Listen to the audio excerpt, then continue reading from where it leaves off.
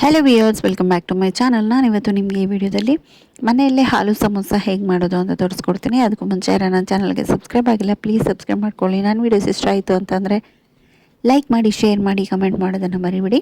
ಬನ್ನಿ ನೋಡೋಣ ಹೇಗೆ ಮಾಡೋದು, ಏನೆಲ್ಲ ಇಂಗ್ರೀಡಿಯೆಂಟ್ಸ್ ಬೇಕು ಅಂತ. ಮೊದಲಿಗೆ ನಾನಿಲ್ಲಿ 1 ಕಪ್ಪಷ್ಟು ಮೈದಾ ತೊಗೊಳ್ತಾ ಇದ್ದೀನಿ. ಇದಕ್ಕೆ ಸಾಲ್ಟು ರುಚಿಗೆ ತಕ್ಕಷ್ಟು, ಹಾಗೆ ಒಂದು 2ರಿಂದ 3 ಸ್ಪೂನಷ್ಟು ಮೊಸರು ಹಾಕ್ಕೊಳ್ತಾ ಇದ್ದೀನಿ. ಹಾಗೆ ನೀರು ಹಾಕ್ಕೊಳ್ತಾ ಕಲಿಸ್ಕೋಬೇಕು. ಕಲಿಸ್ಬಿಟ್ಟು ಒಂದು 10ರಿಂದ 20 ನಿಮಿಷ ಸೈಡಿಗೆ ಇಟ್ಕೋಬೇಕು.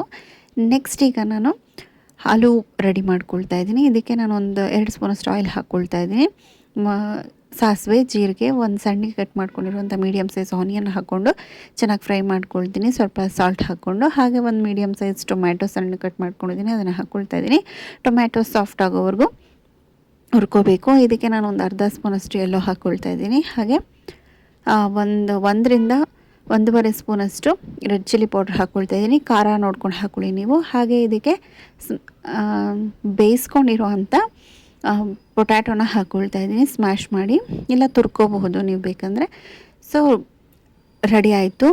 ನೆಕ್ಸ್ಟ್ ಈಗ ನಾವು ಕಲಸಿಟ್ಕೊಂಡಿರೋವಂಥ ಹಿಟ್ಟನ್ನ ಲಟ್ಟಿಸ್ಕೊಂಡು ಹಾಫ್ ಮಾಡ್ಕೊಂಡು ಟ್ರಯಾಂಗಲ್ ಶೇಪಲ್ಲಿ ಸಮೋಸ ರೆಡಿ ಮಾಡಿಕೊಂಡು ಕಾದಿರೋವಂಥ ಎಣ್ಣೆಯಲ್ಲಿ ಕರ್ಕೋಬೇಕು.